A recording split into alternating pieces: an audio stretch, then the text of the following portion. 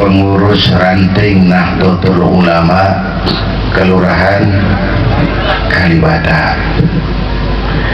Saya bersyukur, bangga dan terharu, bukan saja karena saya memang dibesarkan oleh kultur NU, tetapi saya pun dididik oleh orang yang berpuluh tahun memimpin Nahdlatul Ulama sebagai organisasi keagamaan terbesar dan tertua di Indonesia.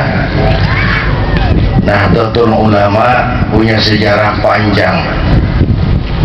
Nahdlatul Ulama punya sejarah panjang sejak berjuang merebut kemerdekaan, mengisi kemerdekaan, sampai kepada menjaga dan memelihara kemerdekaan. Nahdlatul Ulama pernah selalu jadi rujukan. Apapun yang negara mau bikin, NU diajak ngomong. Apapun yang negara mau kerjain, NU diajak bicara. Dulu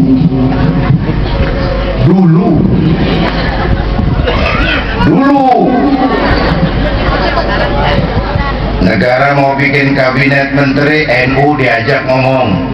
Negara mau bikin kebijakan ini itu NU diajak ngomong. NU jadi rujukan. Dulu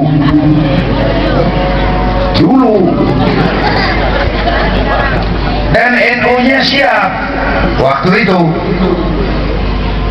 Dulu NU-nya siap.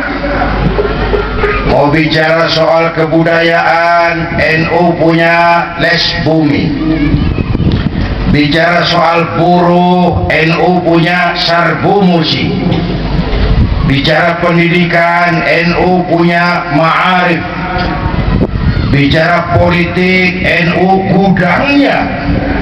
NU punya subhan, NU punya syekhu, NU punya. NU-nya siap.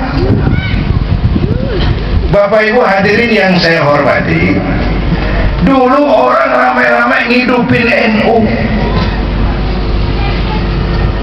Pengurus-pengurusnya membesarkan NU. Maka NU lalu jadi besar. NU lalu jadi rujukan. NU lalu diajak bicara untuk semua masalah. Nah, kita punya tanggung jawab moral mengembalikan NU seperti itu. Paling kurang per hari ini banyak PR yang mesti kita kerjain. Pertama, saya inventarisir.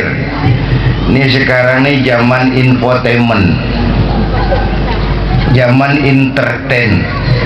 Orang pada pinter bikin bungkusan. Ya, kiai sama dukun tipis bedanya. kerjaan NU nih, misain mana yang dukun, mana yang kiai.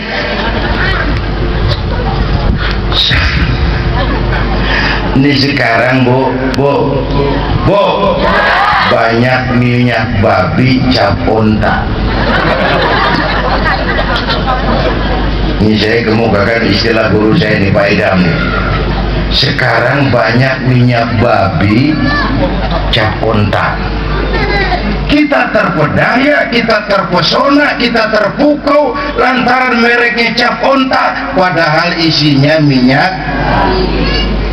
Hati-hati, minyak babi cap onta. Kalau minyak onta cap babi halal. Ini minyak babi cap onta. Saya kasih contoh, mereknya Negara Islam Indonesia. Bagus nggak mereknya? Bagus, cap onta. Merek cap onta. Buat NU ada yang sudah final. Buat NU ada yang nggak bisa diganggu gugat. NKRI final, Pancasila final, Undang-Undang Dasar 45 final. Bapak Ibu hadirin yang saya hormati,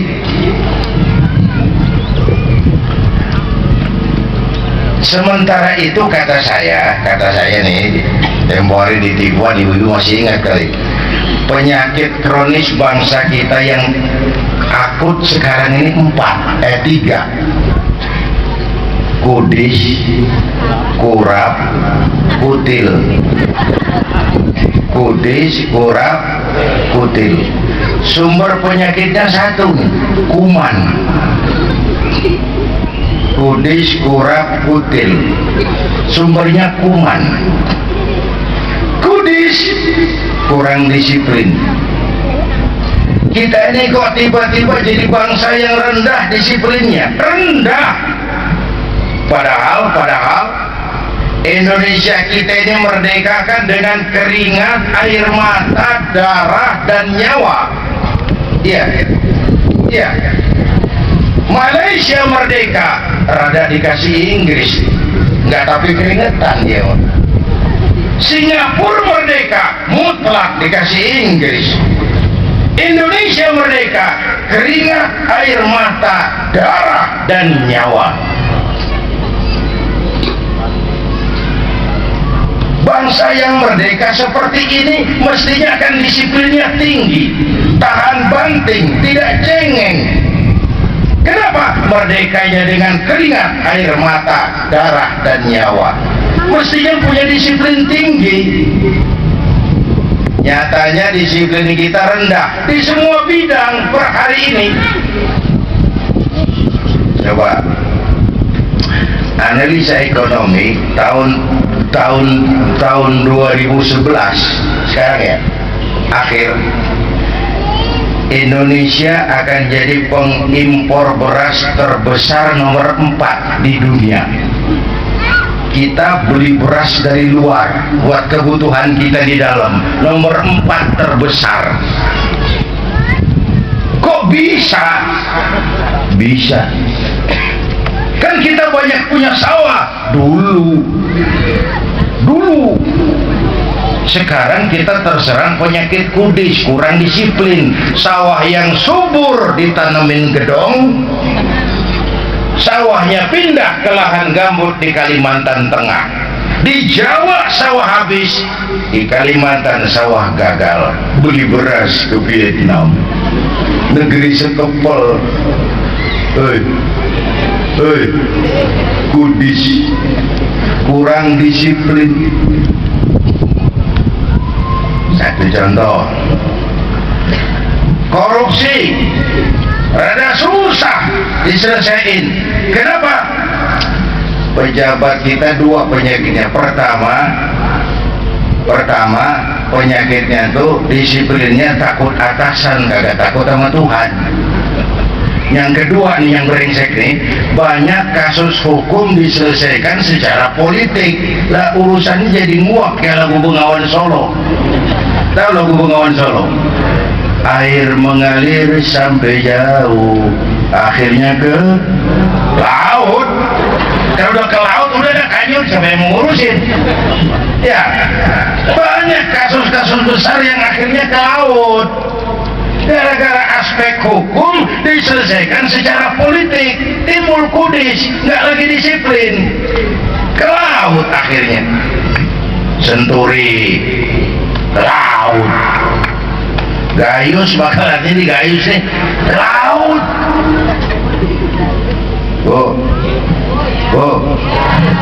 Kudis. Disiplin atasan tapi nggak takut atasan, tapi nggak takut Tuhan. Itu yang saya bilang kayak anak muda naik motor ngebut, wang, lampu merah nyerobot terus, disetop sama polisi. Prit, iya pak. Minggir, siapa? SIM punya pak. STNK punya pak. Tahu lampu merah? Tahu pak. Kenapa jalan terus? Saya kagak tahu, ada bapak. Enak. Disiplinnya kalau ditongkrongin doang. Bapak Ibu hadirin yang saya hormati, Lagi sekarang ngadepin era perdagangan bebas, habis kita kebanjiran pabrik-pabrik produksi Cina. Kita nggak protek pemerintah kita terhadap produk sendiri, sampai jangankan yang mahal-mahal. Ibu bapak kalau tiap tahun 200.000 orang kita Indonesia pergi haji ke Mekah, reksa kain ihramnya tuh, ada tulisan di ujungnya tuh made in China. Tibang kain ihram mesti made in China. Kain ihram. Mana produk-produk kita itu? Balik kepada soal disiplin. Apalagi kita orang NU nih, semua konsep agama kita nih muaranya kan, ponggolnya kan disiplin. Disiplin. Syahadat itu kan disiplin akidah. Punya keyakinan, disiplin. Sholat, disiplin waktu. Kecuali kalau ada hajat kayak sekarang nih. Ntar dulu gue belum rapi ngomong. Satu saat Imam Malik lagi ngajar. Imam Malik lagi ngajar dibaca kitab. Kedengaran azan kayak tadi itu. Imam Malik berhenti. Ngajinya berhenti. Selesai azan, dia terusin pengajian. Muridnya tanya, Syekh, iya, bukankah amal yang terbaik sholat di awal waktu? Iya. Kenapa kita ngaji terus bukan sholat dulu? Kata Imam Malik, yang kita kerjain ini pun nggak kalah afdolnya dengan sholat di awal waktu. Ngaji kita terusin dulu, sholatnya agak takhir. So kalau sholat dulu berubah nih sok nih. Orang sebagian pada pulang, kacau urusan. Kata Imam Malik, gua malah dibikin pagar aja ini, yang bisa disalahin orang gitu.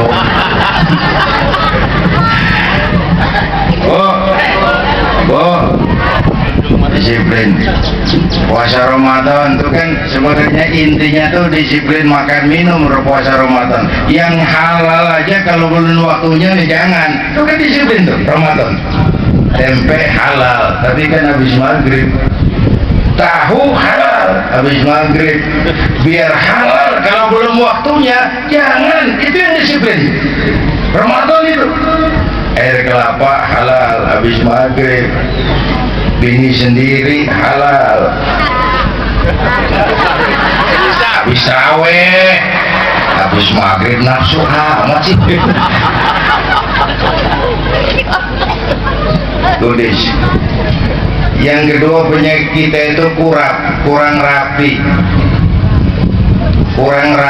Kita ini bangsa yang lemah manajemennya, amburadul birokrasinya. Niatan kita mau reformasi birokrasi, malah birokrasi makin bengkak sekarang. Hobi kita bikin tim sekarang. Ada masalah masuk bukan diselesain, bikin tim. Muncul masalah, bikin tim. Muncul masalah, bikin tim. Kebanyakan tim sekarang. Mules perut kita ngeliatnya. Kita ini bangsa yang lemah manajemennya. Kita bisa bangun masjid, menata masjid kalah sama gereja. Bener. Gereja tetangga saya itu melawai Blok M. Manajemennya saya lihat hari Rabu kebaktian remaja, Sabtu kebaktian kaum ibu, Minggu pelayanan umum, Senin ada lagi, Selasa, tiap hari ada kegiatan. Sementara masjid kita Jumat jam 10 buka, Jumat jam 2 tutup, buka lagi Jumat depan. Laba-laba yang pada berjamaah.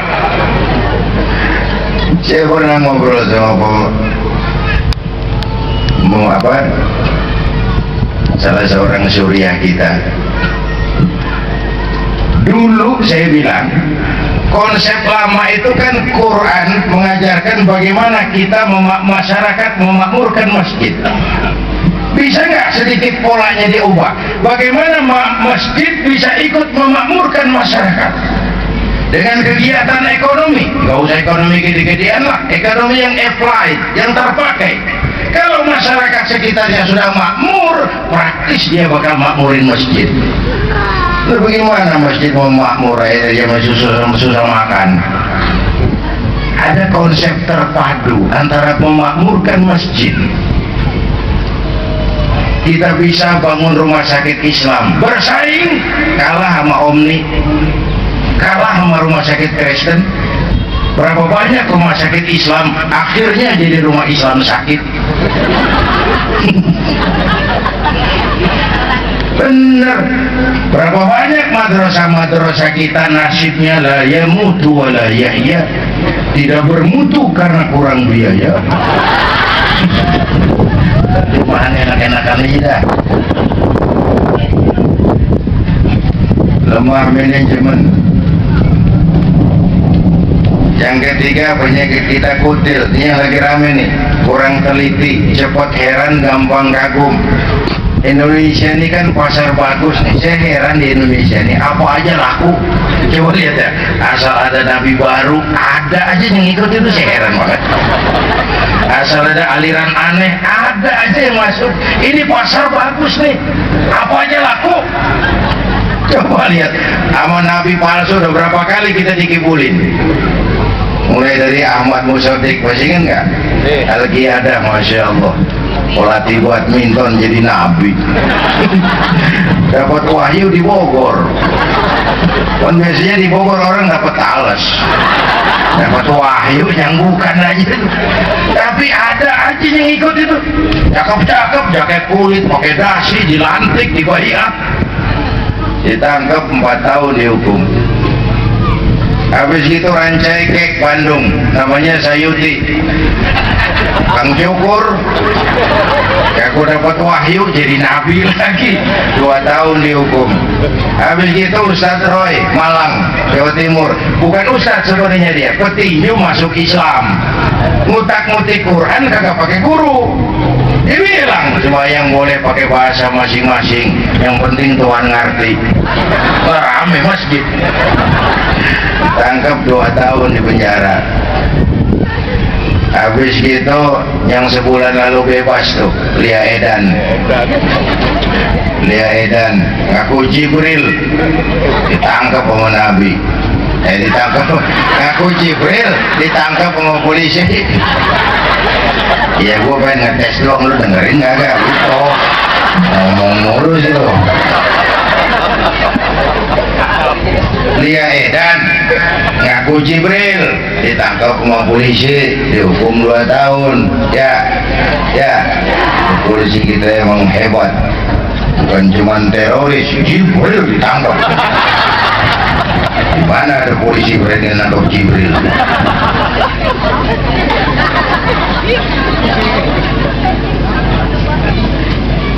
Paling belakang menurut catatan bakor pakemnya Kementerian Agama itu antara Cirebon Losari, batas Jawa Tengah Jawa Barat, muncul agama baru namanya agama Jasun, agama Jawa Sunda, Jasun.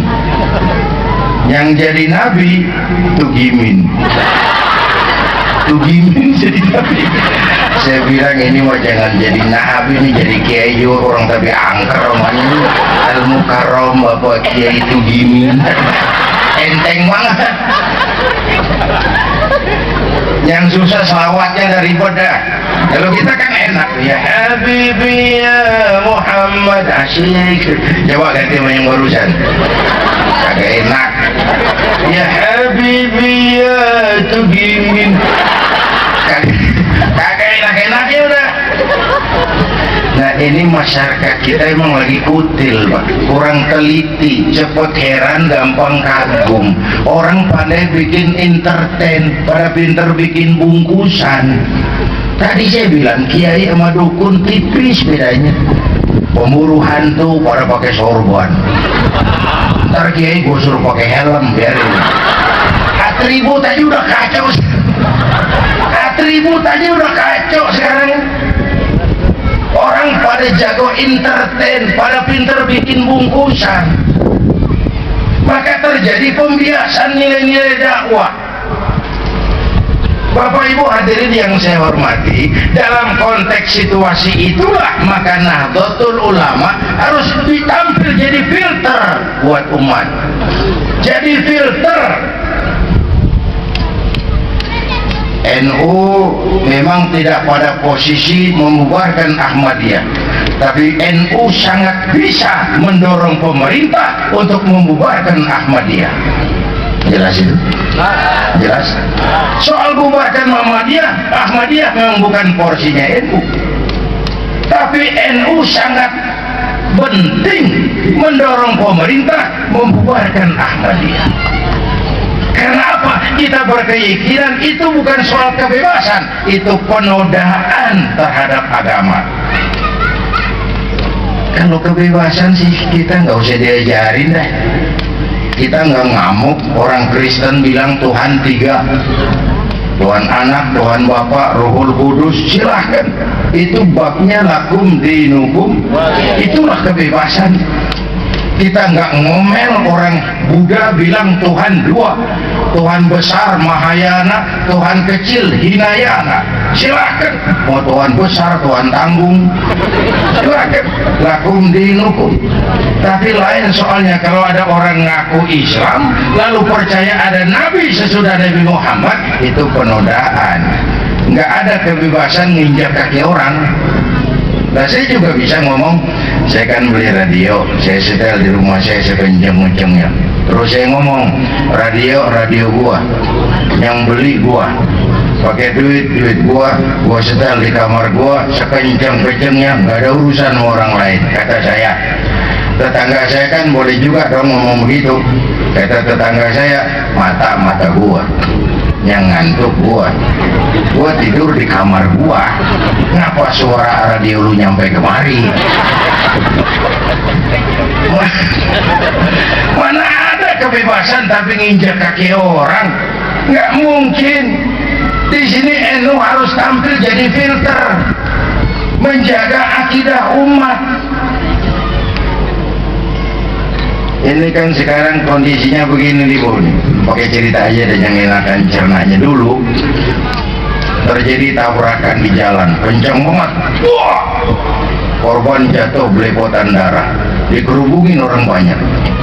Datang wartawan, mau ngambil gambar dari dekat susah, orang banyak banget ngerubung, padat, nyari akalnya wartawan biar bisa maju ke depan. Tolong, saya dikasih jalan ke dekat korban. Orang nengok semua, saudara siapa? Saya bapaknya korban. Dia ngaku bapaknya korban, ya orang pada minggir kan. Minggir, ada bapaknya korban ini. Orang minggir semua orang. Dia maju ke depan korban. Sampai di depan korban, pucat mukanya tuh wartawan. Kenapa? Yang ketabrak anak monyet. Dia udah kadungan ngaku bapaknya korban. Ini cerita pendek, cuman muatannya lumayan nih. Ya, Bu, kalau belum kenal bener mah jangan buru-buru ngakuin. Ya, ini cerita tapi ada muatannya. Kalau belum kenal benar, jangan buru-buru ngakuin. Dia kagak tahu yang ketabrak siapa, ngakuin aja saya bapaknya korban. Lu makan lu jadi bapak monyet. Kan sekarang begitu, baru ketemu orang 3 hari jenggotnya panjang ngaku nabi, ngikut aja. Sorbannya kayak Batman, ngikut aja. Padahal belum tentu. Buat kita keluarga NU tentu jaga gawang. Anfusakum wa ahlikum nar. Ini yang pertama, saya kira masalah kekinian. Yang kedua, menjaga semangat kebersamaan. Kita capek sekarang nih, dikit-dikit pada main kafir-kafiran. Ya, kita sama, kiblat kita sama, nabi kita sama, kita dikafir-kafirin. Capek. Bu, sekarang nih banyak masjid kita pada hilang. Bu, percaya nggak? Bukan bangunan fisiknya, rohnya, jiwanya, semangatnya. Masjidnya masih nongkrong, rohnya udah hilang. Ini aset yang harus kita jaga. Tapi pada waktu yang bersamaan kita mencari semangat kekeluargaan. Persamaannya diperbesar, jangan perbedaannya dipertajam. Tuh, kalau bahasa saya di masyarakat tuh, yang suka tahlil cakep, terusin. Yang nggak suka tahlil nggak apa-apa, cuman jangan ngomelin yang tahlil. Yang mabuk masih banyak, yang tahlil diomelin. Kita kan kayak kurang kerjaan. Ya, cari yang lebih manfaat aja dah. Yang suka maulud bagus, cakep, terusin. Yang nggak suka nggak apa-apa, cuman jangan ngomelin yang maulid. Orang koruptor aja pada gentayangan, yang mulu dan diomelin. Gimana negara mau selamat? Ya, tempo hari waktu Hadratul Mukarram Paidam Khalid wafat, saya ajak hadirin baca Fatihah. Selesai Fatihah saya ke belakang, ada teman saya pengusaha nyamperin, saya kira mau apa? Kiai? Iya mas, saya cuma pengen kepastian. Apa sih? Enggak, itu tadi orang mati itu dibacain Fatihah, emang pahalanya sampai Kiai? Begini mas, ente kalau nggak percaya mati aja dulu dah. Bentar gue bacain Fatihah, lu tungguin di sana. Kalau kagak nyampe balik lagi nggak? Yang begitu aja kita hari diributin, habis energi. Ada lagi nih teman saya nih, yang satu ini malah rada liberal nih. Datang silaturahmi ke rumah, saya ajak ngobrol di depan. Di depan rumah saya itu kan ada masjid. Kiai? Iya mas. Wah, bagus masjidnya Kiai. Ya, lumayan lah masjid di kampung. Pakai beduk ya? Pakai. Bina itu Kiai. Kata siapa? Kakaknya. Waduh, baru ngaji bab kakaknya udah galak banget. Mas begini, itu beduk tuh bukan agama, itu budaya. Beduk bukan agama, budaya. Tanda masuk waktu, bukan manggil orang sholat. Manggil orang sholat mah Nabi ngatur pakai azan. Tanda masuk waktu Nabi nggak ngatur pakai apa. Mau gorek-gorek juga boleh. Maghrib, boleh kalau orang tanya kenceng. Oh, cuman kan Wali Songo cerdas, pakai beduk aja dah. Sekali pukul sekampung kedengeran. Itu budaya.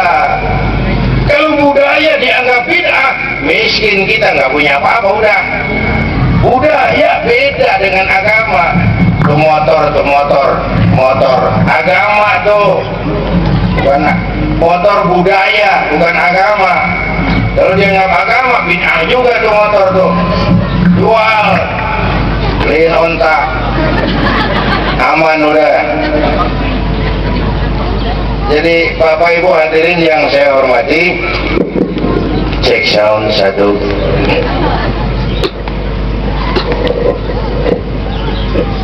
Cek 1 2.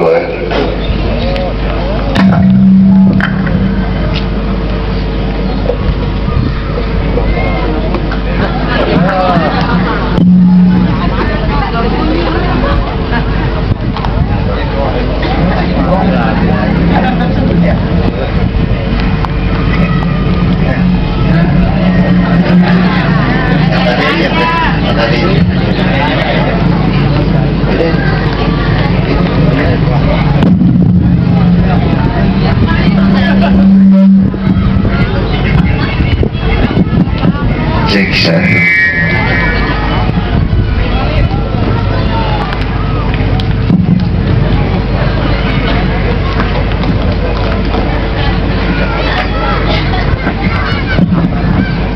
Cek 1 2 cek.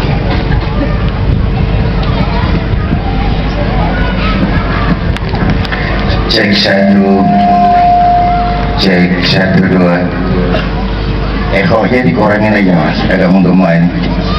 Cek 1 2. Ekonya habis aja. Cek 1 2. Cek sound 1 2. Cek 1 2. Bapak Ibu hadirin yang saya hormati, saya ngomong apa baru santri? Motor. Ayo, tugas kita cari persamaan, jangan memperbesar perbedaan, menjalin ukhuwah watoniyah setelah ukhuwah Islamiyah itu, membangun semangat kebersamaan. Kalau ngambil filsafat perjuangan Nabi, ayo kita lihat. Nabi itu awal-awal perjuangan dibantu 5 tokoh utama.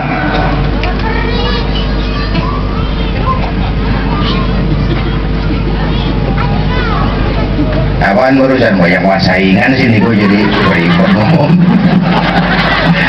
Nabi di awal-awal perjuangan didampingin 5 tokoh utama. Ya, di NU Selatan kalau punya 5 tokoh ini nih, cakep nih. Pertama, Nabi punya Abu Bakar Siddiq. Siapa itu? Sahabat merangkap mertua, orang tua bijaksana, tempat Nabi tukar pikiran. Kampung enak kalau ada yang dituain. Ya, jangan di sono kalau mau mabok. Apa bang? Kagak enak bang Ano. Lumayan tuh, masih ada yang dituain. NU harus punya Abu Bakar Siddiq, orang tua bijaksana, tempat Nabi tukar pikiran. Apalagi Nabi punya Umar bin Khattab, imam tapi jenderal, jenderal tapi imam. NU kudu punya tuh imam jenderal Umar bin Khattab. Selesai? Belum. Nabi punya Utsman bin Affan, pengusaha tapi santri, santri tapi pengusaha. Kita bakal maju kalau banyak punya Utsman, penyandang dana. Nih bangun masjid cakep begini nih, nggak cukup pakai takbir. Allahu Akbar, kubah turun. Kagak ada lo, kudu beli semen, beli pasir, kudu ngecor. Perlu Utsman, perlu Utsman. Kalau nyari Abu Bakar gampangan, nyari Umar gampangan, nyari Utsman yang rada susah. Lalu Nabi punya Ali bin Abi Thalib, tokoh muda tapi intelek, masih muda, rela korban jiwa demi keselamatan Rasul di malam hijrahnya. Nah yang keempat baru Nabi punya Khadijah binti Khuwailid, perempuan budiman. Orang lain belum iman, Khadijah iman. 5 figur ini bersatu bahu-membahu bantu perjuangan Nabi. Semua tidak ada merasa yang lebih hebat di depan Nabi. Semua sama. Maksud saya begini, kita perlu punya segala macam senjata. Kita perlu punya golok, punya pedang, punya gergaji, punya pisau, punya silet, punya paku, punya jarum bahkan. Kapan makainya? Lihat dulu yang dihadapin apaan. Yang lo hadapin apaan sih? Kumis bang, silet turun. Lo sono ngadepin apa lo? Akar kayu nangka gede banget, kampak maju. Semua senjata perlu, semua berjuang, tapi bahu-membahu.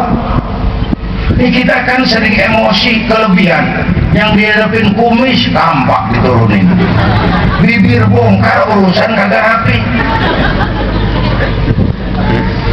Anak-anak muda itu berani perlu, nekat jangan. Berkorban harus, konyol ntar dulu. Mati syahid siap, mati sangit enggak. Semua berjuang, semua harus saling melengkapi. Kiai-kiai yang tegas di mimbar berani kita perlu. Kiai-kiai yang empuk, asik, adem, membuka bab wudu, bab sholat, bab toharo, kita perlu. Semua saling melengkapi. Jangan yang mentang-mentang berani di mimbar maki kiai yang ngajar fikih ngenyek. Lo kiai gini hari ngasih ngajar fikih bab air mulu jadi gerame lo. Enggak begitu, kita semua perlu saling melengkapi. Jangan yang satu merasa lebih berjasa dari yang lain. Semua berjuang, cuma strateginya beda, yang dihadapin beda. Bapak Ibu hadirin yang saya hormati, nggak bisa berani sama nekat, tipis bedanya tuh. Berkorban sama konyol juga tipis bedanya. Kita harus hati-hati. Allahu Akbar, bener. Yang besar cuma Allah, memang. Yang lain kecil semua, pasti. Cuman kalau kebo gila lagi ngamuk, minggir dulu ntaran. Kebo gila ngamuk teriak Allahu Akbar. Kebo kecil, jangan minggir kalau gak remek loh, remek. Jadi saya pikir kiai-kiai kita tuh harus saling melengkapi. sehingga perjuangan enak hasilnya, semuanya berjuang, semua berjasa, semua cinta Islam. Jangan yang satu merasa lebih hebat dari yang lain. Bapak Ibu hadirin yang saya hormati, inilah pentingnya membangun kebersamaan seperti yang telah ditunjukkan oleh warga NU selama ini, membangun semangat kebersamaan. Walaupun tidak harus selalu bersama-sama, perlunya membangun semangat kebersamaan. Saya kira dengan jiwa semacam itu, saya dulu zaman ngaji sama Pak Idham, waktu itu kan nih Pak Pak Hasin tahu waktu terima asas tunggal Pak. Waduh, saya ikut protes Pak Idham. Kenapa sih ini? Apa yang masih kita bisa punya Pak? Nama nggak boleh pakai nama partai Islam. Boleh nggak kita pakai nama P3? Asal-asasnya Islam. Sekarang asasnya digulung lagi Pak, nggak boleh pakai asas Islam, harus asas tunggal Pancasila. Nah, kita kan Bapak terima lagi, kita udah kagak punya apa-apa nih Bang, Pak. Pak Idham ketawa. Terus saya remaja lagi semangatnya, kata Pak Idham, Zainuddin, gimana Pak? Kita nggak boleh dagang nasi goreng. Biarin kita dagang nasi uduk dulu dah. Yang penting warung punya. Sebab kalau mau dagang nasi goreng juga warung digusur. Biarin dagang nasi uduk dulu, yang penting masih punya warung. Jadi kalau maju kena, mundur kena, itu Pak. Sekarang ini sulit, maju kena, mundur kena, miring. Bapak Ibu hadirin yang saya hormati, itu sebabnya Nahdlatul Ulama itu eksis dari zaman awal sampai akhir, insya Allah ya tetap eksis di tengah masyarakat. Jadi kalau mau pakai bahasa gampang, NU itu ibarat orang tukang joget ngerti irama kendang. Ya,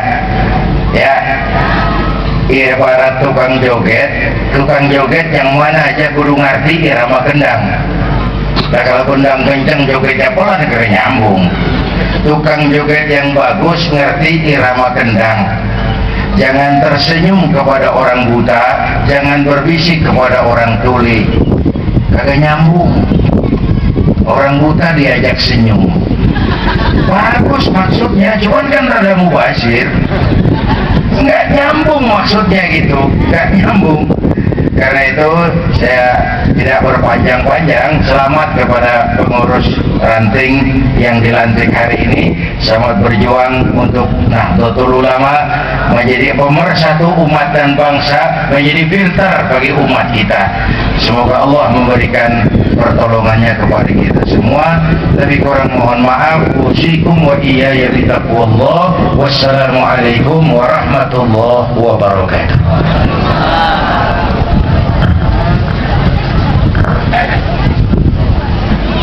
Hadirin, demikian tausiah yang telah disampaikan, mudah-mudahan kita dapat mengamalkannya bersama-sama. Acara kita tutup dengan pembacaan doa yang akan dipimpin oleh Rois Surya Majlis Wakil Cabang Nahdlatul Ulama Kecamatan Pancoran Al-Mukarram Al-Ustaz Dr. Rodas Haji Abdul Halim. Padanya kami persilakan. Astagfirullahaladzim. Alhamdulillah Mahmud. Allahumma sholli ala sayyidina Muhammad wa ala ali Muhammad. Allahumma jama'na ala jama' marhumah wa tahulna min ba'di tawarruka ma'zumah. Allahumma la tada'na fi maqamina hadazan balina ghawarda wa la aibani nasatanta wa la maghritan ila syafaida wa la hajatan majidunya la ilaha sholli ila qanaita ya rabbal alamin.